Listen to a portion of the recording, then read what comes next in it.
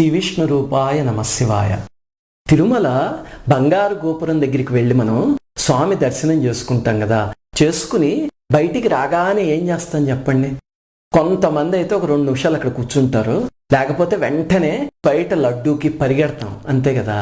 ఈ హడావుల్లో సామాన్యంగా అక్కడ కొన్ని అద్భుతమైన విషయాల్ని మనం మిస్ అయిపోతూ ఉంటాం. అలాంటివి ఈ వీడియోలో ఒక 10 రహస్యాలు చూద్దాం. మనలో చాలా మందికి ఆ రహస్యాలు తెలియవు. ఇవి వినగానే మనకి తిరుమల పరిగెత్తాలి అని వెంటనే అనిపిస్తుంది. అలాంటి విషయాలు, మొట్టమొదటిది, మనం దర్శనం చేసుకుని బయటికి రాగానే ఆ ఎదురుగుండా ఒక గట్టు మీద తీర్థం ఇస్తూ ఉంటారు కదా. కొంతమంది అక్కడికి వెళ్ళి తీర్థం తీసుకుంటారు, ఏదో పుణ్యం వస్తుంది కదా అని. కొంతమంది బయట కూర్చుని మళ్ళీ ఎందుకులే ఇప్పటిదాకా రష్యే కదా అని చెప్పి వెళ్ళిపోతారు. అసలు ఆ తీర్థం ఏమిటో తెలిస్తే మీరు ఎప్పుడూ అది తీసుకోకుండా రారు. ఇంతకీ అది ఏమిటి అంటే, ప్రతిరోజు రాత్రి ఏం చేస్తారంటే, అర్చక స్వాములు వెళ్ళిపోయే ముందు ఒక పెద్ద పాత్రలో నిండా నీరు నింపి అక్కడ పెట్టి కొంచెం చందనం కూడా తీసి పక్కన పెడతారు. ఎందుకంటే తెల్లవారుజామున మనం చేసే సుప్రభాత సేవలోపు బ్రహ్మాది దేవతలందరూ ఆనంద నిలయానికి వచ్చి స్వామిని సేవించుకుంటారు. అంటే దానికి ప్రూఫ్ ఏమిటండి అంటే, మీకు ఇంకొక వీడియోలో చెప్తాలండి స్వామి విగ్రహం గురించి చెప్పినప్పుడు. అప్పుడు బ్రహ్మగారు అక్కడున్న నీటిని వాడి, అక్కడున్న చందనాన్ని వాడి స్వామిని సేవిస్తారనమాట. ఆ తర్వాత అర్చక స్వాములు పొద్దున్నే వచ్చాక ఆ తీర్థాన్ని తీసి మిగతా బిందెల్లో కలిపి మనకి రోజంతా తీర్థం కింద ఇస్తారు. అంటే మనం తీసుకోబోయే తీర్థం సాక్షాత్తు బ్రహ్మగారు చేత్తో ముట్టుకున్నదనమాట. ఎంత అదృష్టం ఉండాలో తీసుకోవాలంటే. అదొకటి తీసుకోండి సార్ నుంచి. ఇప్పుడు రెండో రహస్యం ఏమిటి అనేది తెలుసుకుందాం. సామాన్యంగా ఏ వైష్ణవాలయంలో అయినా విశ్వక్సేనుడు లేకుండా ఉండరు, అంతే కదా. విశ్వక్సేనుడు అంటే స్వామికి, విష్ణుమూర్తికి సైన్యాధిపతి లాంటి ఆయన అనుకోవచ్చు. అంటే మీకు చెప్పాలంటే వైష్ణవ సాంప్రదాయంలో వాళ్ళు వినాయకుడిని పూజించరు. సామాన్యంగా వాళ్ళు విశ్వక్సేనుడే వినాయకుడు అనుకుని పూజిస్తారు. విశ్వక్సేనుడు లేకుండా అసలు వైష్ణవాలయం ఏది ఉండదు దాదాపుగా. మరి తిరుమలలో ఎక్కడున్నాడు చెప్పండి విశ్వక్సేనుడు? అది మనకి చాలా మందికి తెలియదు, చాలా రహస్యంగా ఉన్నాడు ఆయన. ఎక్కడ అంటే, ఇంతకీ మీరు ఇదే ఆనంద నిలయంలో తీర్థం తీసుకున్నాక కిందకొచ్చి అలా ప్రదక్షిణం చేసి అటుపక్కకు వచ్చి పైన ఉన్న విమాన వెంకటేశ్వర స్వామిని చూస్తారు కదా. అది ఎందుకు చూడాలి అనేది వ్యాసరాయల వారి వీడియోలో చెప్పేశాను కాబట్టి మళ్ళీ చెప్పను. అక్కడి నుంచి హుండీ దగ్గరికి వస్తే మీరు, అక్కడ హుండీకిను వైకుంఠ ద్వారానికి మధ్యలో ఒక సన్న సందు లాంటిది ఉంటుంది. ఎవ్వరికి తెలియదు అక్కడ సందు ఉందని. మీరు కానీ ఆ సందులోకి వెళ్ళారు అంటే అక్కడ ఉన్నారు విశ్వక్సేనుల వారు. ఈసారి వెళ్ళినప్పుడు నమస్కారం చేసుకురండి. ఇంకా మూడో రహస్యం స్వామివారి హుండీ. హుండీలో రహస్యం ఉందండి అనిపిస్తుంది కదా. నేను చిన్నప్పటి నుంచి మా నాన్నగారిని ప్రశ్న అడిగేవాడిని. నాన్నగారు, ఆ హుండీ ఆ ఇరుకు ప్రదేశంలో ఉంది కదండి, ఎందుకు చక్కగా బయటికి తీసుకొచ్చి ఇక్కడ ఎక్కడైనా వరండాలో పెడితే హాయిగా అందరు నించుని అందులో వేస్తారు కదా, అలా కాకుండా ఆ ఇరుకులోకి వెళ్ళి వేయడం ఎందుకు డబ్బులు అక్కడ అని అంటే ఆయన అనేవారు, దాని వెనకాల ఏదో రహస్యం ఉంటుందిరా, ఊరికే అలా పెట్టరు. చూడు, తిరుమలలో ఒక విచిత్రం ఉంది చూడండి. అన్నిటికీ స్థానాలు మారే. అంటే ఉత్సవ విగ్రహాలు ఒకసారి ఇక్కడ ఉంటే ఇంకొకసారి అక్కడ ఉంటాయి, ఒకసారి ఇక్కడ కళ్యాణం చేస్తే ఇంకొకసారి అక్కడ చేస్తారు. అలా అన్ని మారే, కానీ మారనివి 2 ఉన్నాయి. ఒకటి స్వామి మూల విరాట్, అలాగో మారదు, ధ్రువబేరం కదా అక్కడే ఉంటుంది. రెండవది హుండీ. చూడండి, హుండీ ఎప్పుడు అక్కడి నుంచి మారదు. ఇప్పుడు కావాలంటే బయట తీసుకొచ్చి వేరే వేరే హుండీలు పెట్టారు, కానీ ఈ అసలు హుండీ ఉంది కదా, అది ఎప్పుడు అక్కడి నుంచి మారదు. ఎందుకు చెప్పండి? దాని వెనకాల ఒక రహస్యం ఉంది. చాలా మంది మీతో అంటూ ఉంటారు కదా, తిరుమలలో ఆదిశంకరాచార్యుల వారు ఒక శ్రీచక్రాన్ని ప్రతిష్ఠించారు అని.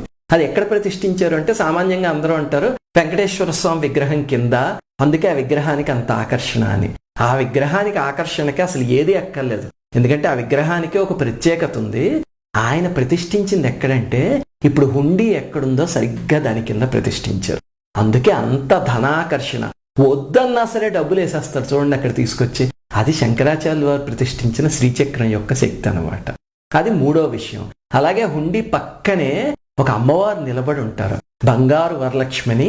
అంటే వైకుంఠ ద్వారానికి బయట ఉంటారు అమ్మవారు, ఇలా చేతుల్లోంచి బంగారపు కాసులు కురిపిస్తూ. ఆ అమ్మవారిని అక్కడ ఎందుకు పెట్టారు అంటే, ఈ స్వామి హుండీలో వేసేవన్నీ ఆ తల్లి గమనిస్తూ ఉంటారు. గమనించి, మరి మన దగ్గర ఊరికే తీసుకోరు కదా.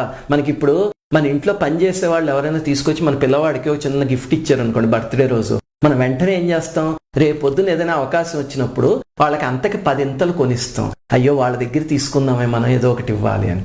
మరి మనకే అలాంటి ఫీలింగ్ ఉంటే మన దగ్గర తీసుకుంటున్నప్పుడు స్వామి లక్ష్మీదేవి మనకి ఎంత కురిపిస్తుంది చెప్పండి. అందుకే ఆ పక్కన ఉండే ఆవిడ గమనిస్తూ ఉంటుంది అది. అలాగే ఇంకో విషయం ఏమిటి అంటే చూడండి, లక్ష్మీదేవిని స్వామి హృదయంలో పెట్టుకుంటాడు. ఆవిడేమో ఎప్పుడు పాదాల దగ్గర కూర్చుని ఆయన పాదాలు ఒత్తుతూ ఉంటుంది. ఎందుకండి అంటే ఆ స్త్రీ అండి, వివక్ష అండి అనేవో చెప్పేస్తాం మనం.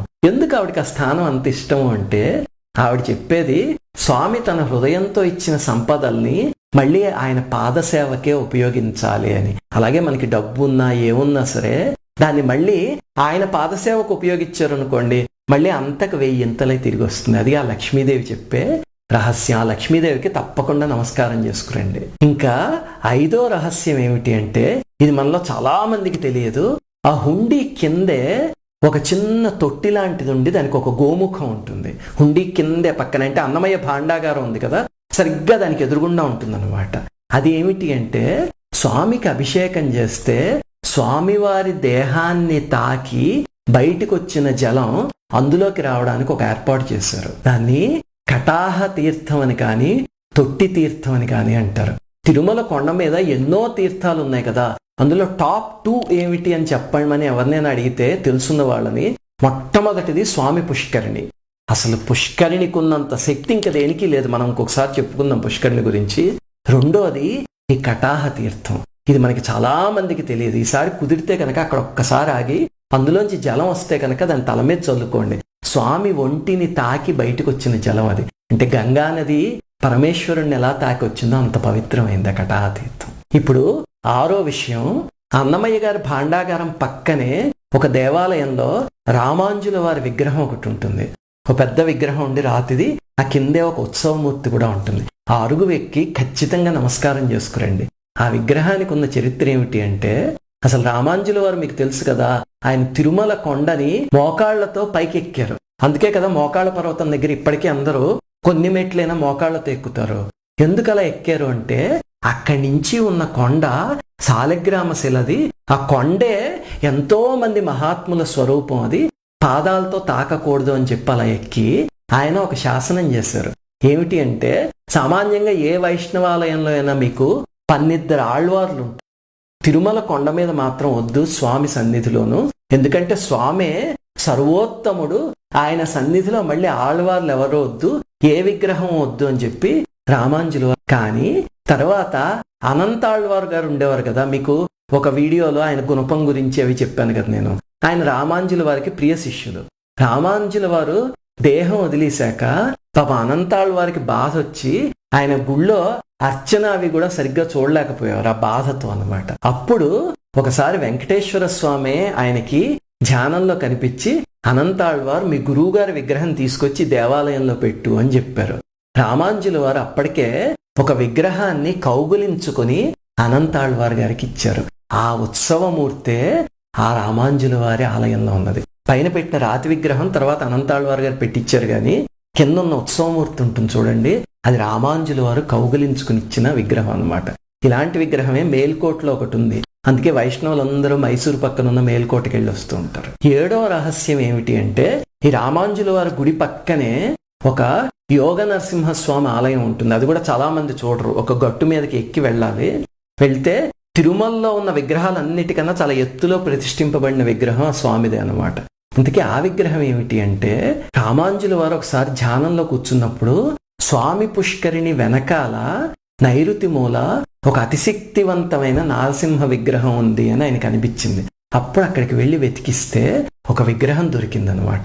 ఆ విగ్రహాన్ని తీసుకొచ్చి ఇక్కడ దేవాలయంలో ప్రతిష్ఠించారు. అలాగే స్వామి పుష్కరిణి దగ్గర ఎన్ని రహస్యాలు ఉన్నాయి. ఒక రహస్యమైన గుహ ఒకటి, అలాంటివి చాలా ఉన్నాయి, మనం మళ్ళీ చెప్పుకుందాము. అలాగనే ఆ యోగ నరసింహస్వామికే మీరు ప్రదక్షిణం చేస్తున్నారు అనుకోండి, అక్కడ 8వ రహస్యం ఉంది. ఏమిటి అంటే ప్రదక్షిణం చేసేటప్పుడు ఈశాన్యమ్మలో ఒక స్తంభం ఒకటి ఉంటుంది. అందరూ అదేమిటో ఈ స్తంభం ఇలా పిక్యూలియర్గా ఉంది అని చూసి వచ్చేస్తారు. దాని కింద ఆంజనేయ స్వామి విగ్రహాలు చెక్కుంటాయి చూడండి. ఆ స్తంభం చాలా ప్రత్యేకత ఉన్న స్తంభం అన్నమాట. తిరుమల ఆలయానికి శంకుస్థాపన స్తంభం అది. ఆ స్తంభాన్ని పెట్టి శంకుస్థాపన చేసి అప్పుడు ఈ ఆలయాన్ని కట్టారు. ఆ స్తంభానికి ఉన్న ప్రత్యేకత ఏమిటి అంటే సొంతిళ్ళు లేని వాళ్ళు ఉంటారు కదా, వాళ్ళు కానీ ఆ స్తంభాన్ని కౌగిలించుకుని నమస్కారం చేసుకుని స్వామికి వస్తే కనుక మళ్ళీ తిరుమలకు వచ్చేలోపు సొంతిల్లు దొరుకుతుంది అని ఒక నమ్మకం ఉందన్నమాట. అది పెద్దవాళ్ళు చెప్పారు. అది ఆ 8వది. మనం అది కూడా చూడండి వచ్చేస్తూ ఉంటాం.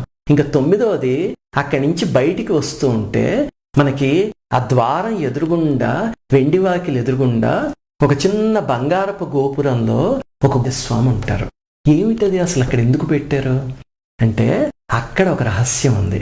వైష్ణవులకి దక్షిణ భారతదేశంలో పవిత్రమైన 3 వైష్ణవ దేవాలయాలు చెప్పండి అంటే మీరు చెప్పే టాప్ 3 దేవాలయాలు ఏమిటి చెప్పండి? ఒకటి తిరుమల, 2వది శ్రీరంగం, 3వది కంచిలో వరదరాజస్వామి. అంతే కదా.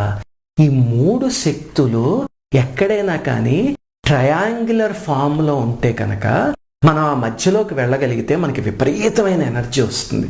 ఈ 3 దేవతా శక్తులు ఉంటే మీరు తిరుమలలో చూడండి విచిత్రం. ఇక్కడ రంగనాథస్వామి ఉంటారు, అక్కడ పక్కనే ఒక చిన్న ఆలయంలో వరదరాజస్వామి ఉంటారు, అక్కడ వెంకటేశ్వర స్వామి ఉంటారు. చూడండి, ముగ్గురికి ఒక ట్రయాంగిల్ ఫామ్ చేస్తే మనం దర్శనానికి వెళ్ళినప్పుడు ప్రతి మనిషి కూడా ఆ ట్రయాంగిల్ లోంచే బయటికి రావాలి. అంటే మన పెద్దవాళ్ళు ఎంత అద్భుతంగా పెట్టారో చూడండి ఆ అమరిక. దానికే మళ్ళీ ఒక సీక్రెట్ హింట్ లాగా ఏం పెట్టారంటే, స్వామికి పైన చూస్తే మీరు వెంకటేశ్వర స్వామి, వరదరాజస్వామి ఇద్దరు పైన కింద ఉంటారు. అంటే 3 కలిపి దర్శనం ఇలా చేసుకోవాలి అని చెప్పి అక్కడ హింట్ పెట్టారనమాట. మనం ఎవరు తిరుమల దర్శనానికి వెళ్ళినా ఎలాగ వెళ్ళినా ఆ ట్రయాంగిల్లోకి వెళ్ళకుండా బయటికి రావడానికి కుదరదు. అది స్వామి అనుగ్రహం. ఎనర్జీ పొద్దున్న వచ్చేస్తుంది. ఇంకా ఆఖరిది 10వ రహస్యం ఏమిటి అనేది తెలుసుకుందాం. మనం బయటకు వచ్చేస్తూ చూస్తే ఎదురుగుండా ఒక మూలన, ఆగ్నేయ మూలన ఒక గది కనిపిస్తుంది. మీరు అక్కడికి వెళ్ళాలి అంటే కనుక అసలు ఈ తీర్థం తీసుకునే కన్నా ముందే ఆ గదిలోకి వెళ్ళొచ్చు. అది స్వామివారికి అన్నప్రసాదాలు చేసే పోటు అంటే వంటశాల అన్నమాట. అక్కడ ఒక విగ్రహం ఉంటుంది. ఆ విగ్రహాన్ని వకుళమాత అనుకుంటారు చాలా మంది. అక్కడ బయట కూడా ఈ మధ్య ఒక బోర్డు పెట్టేశారు వకుళమాత అని. వకుళమాత కాదు, లక్ష్మీదేవి విగ్రహం. 4 భుజాలు ఉంటాయి, ఉండి పై 2 భుజాల్లో కమలాలుండి లక్ష్మీదేవి ఉంటుంది అక్కడ. ఎందుకు అక్కడ లక్ష్మీదేవి ఉంటుంది అంటే ఆవిడ మనకు ఒక గొప్ప నీతి చెప్తోంది అనమాట. చూడండి, ఆవిడ అఖిలాండ కోటి బ్రహ్మాండ నాయక. సమస్త సంపదలు ఆవిడ అధీనంలో ఉంటాయి. దాసీభూత సమస్త దేవ వనితాం లోకైక దీపాంకురం. అందరు దేవవనితలు వచ్చి ఆవిడికి ఊడిగం చేస్తూ ఉంటారు.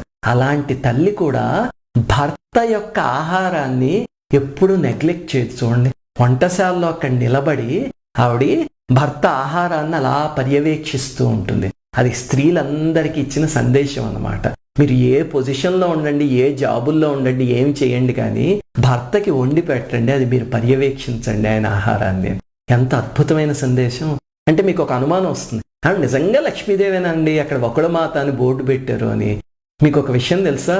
ప్రతిరోజు ఏకాంత సేవ జరుగుతుంది కదా రాత్రి. ఆ జరిగినప్పుడు స్వామి పాదాల దగ్గర ఉన్న ఒక మాల తీసుకొచ్చి ఆ అమ్మవారి విగ్రహం మీద పెడతారు. మరి వకుళమాత ఆయన తల్లి అయితే ఆయన పాదాల దగ్గర ఉన్న దండ తీసుకొచ్చి తల్లి మెడలో వేస్తారో చెప్పండి? కుమారుడి పాదాల దగ్గర ఉంది వేరు కదా. అదే ఒక పెద్ద సాక్ష్యం లక్ష్మీదేవి విగ్రహం అనడానికి. పొరపాటున బోర్డు పెట్టారు కానీ లక్ష్మీ అమ్మవారు. ఇవి 10 రహస్యాలు. ఈసారి మీరు తిరుమల దర్శనానికి వెళ్ళినప్పుడు దర్శనం అయ్యాక తప్పకుండా ఈ 10 చూసే అప్పుడు బయటికి రండి. శ్రీమాత్రే నమః. ఈ వీడియోని అప్పుడే క్లోజ్ చేయొద్దు. ఈ వీడియో కనుక మీకు నచ్చినట్టయితే ఇలాంటి మరిన్ని వీడియోస్ చూడాలనుకుంటే మా ఛానల్ కి సబ్స్క్రైబ్ చేయండి. కింద ఉన్న సబ్స్క్రైబ్ బటన్ పైన క్లిక్ చేయండి. మేము చేసే కొత్త వీడియోస్ గురించి మీకు తొందరగా తెలుస్తుంది. Thank you.